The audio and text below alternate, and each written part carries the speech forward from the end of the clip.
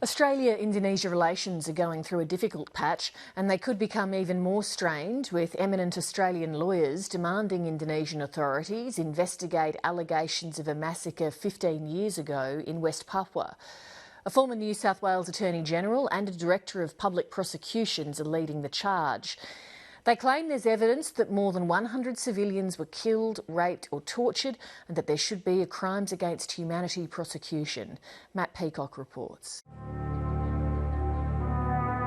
On the picturesque Biak Island in Indonesia's West Papua, 15 years ago, families of the mainly Christian population held a rare protest. 17 and still at school, Yuda Korwa joined it. My friends told me that they're raising the Morning Star, West Papua Morning Star, and then say, oh, okay, come on then, we go and see what's happening there. When the Dutch left here in 1961, they promised the indigenous landowners self-determination. The Morning Star flag became their symbol of independence. But Indonesia soon asserted control and the flag was effectively banned. Nearly 4 decades later, Yuda Korwa was told by his elders it was time to take a stand. You have to fight with your own freedom because you're not Indonesian, you is West Papua. Over the course of that day, a few dozen people turned into hundreds, if not thousands, under the flagpole, and people started camping out under it. They became determined to guard this flag. Okay. Women, children, old people, young boy, little girl, the pregnant woman, everyone is just come. For 4 days, the flag flew as protesters sang Christian hymns. Then, at dawn, July 6, the Indonesian Army, Navy and Police attacked in a hail of bullets.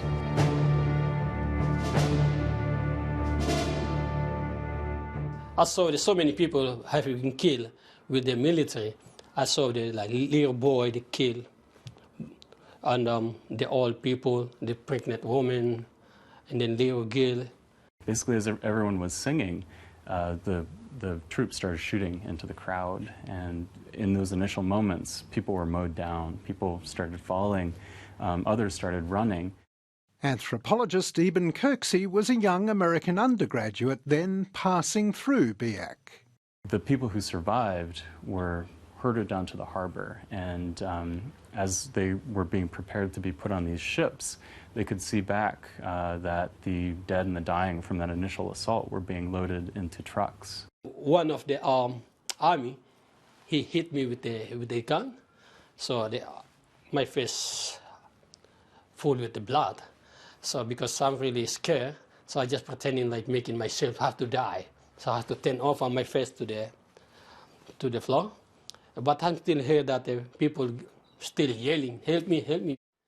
His skull cracked and stabbed, Yuda Korwa was one of the few to escape alive. He limped away and hid for 2 days in a road culvert. But there was worse to follow.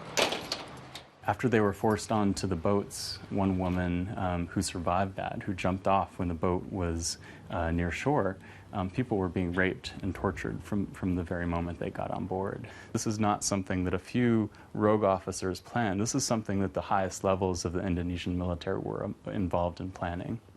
It's estimated more than 150 bodies were dumped at sea. Indonesia has never admitted the massacre, claiming only 1 person was killed and blaming the bodies that washed ashore on a subsequent tsunami. The action was strongly supported by the then head of Indonesia's military, General Wiranto.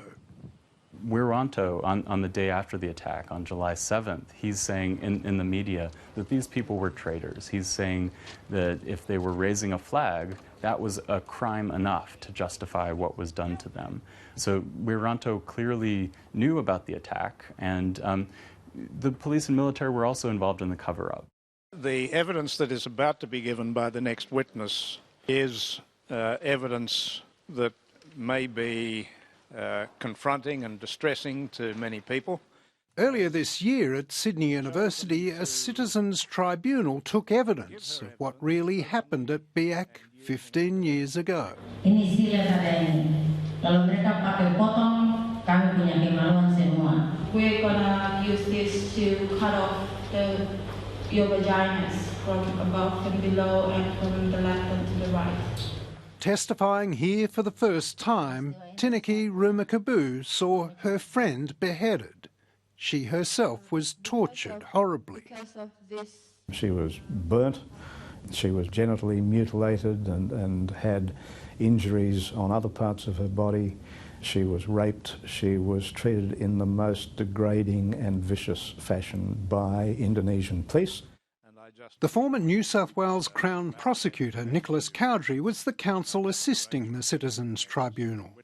Well, I've spent many years in practice in the criminal law, so I'm used to reading and hearing pretty gruesome stories of what people can do to other people.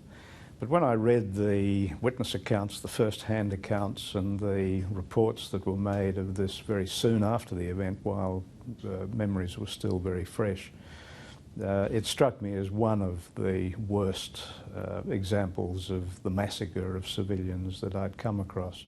The specific mutilation of the females was a conscious, deliberate terror policy. It is hard to believe that human beings could do what these troops did. A few months after these events, Indonesia launched a military crackdown in East Timor, one that ultimately failed, despite similar proven atrocities against unarmed civilians. But while world attention focused on East Timor, the Biak attack was never investigated. The Citizens Tribunals now called on Indonesia to do just that. We want those that are responsible to be brought to justice.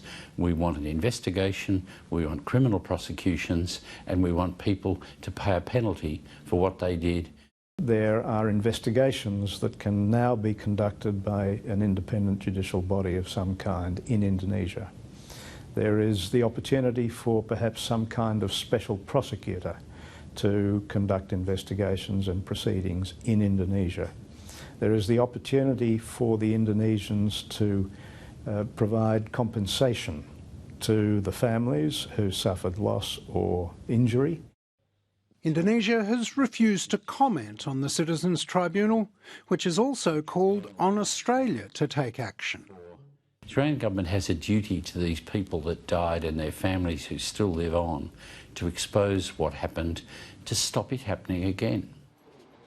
Yuda Korwa, who with his nephew survived a perilous escape to Australia on this wooden boat 7 years ago, has been granted political asylum. Now living in Canberra, he hopes his new country will support his people. Australian government, they have to stand up and then they have to investigate again what happened since 6th of July 1998, 15 years ago.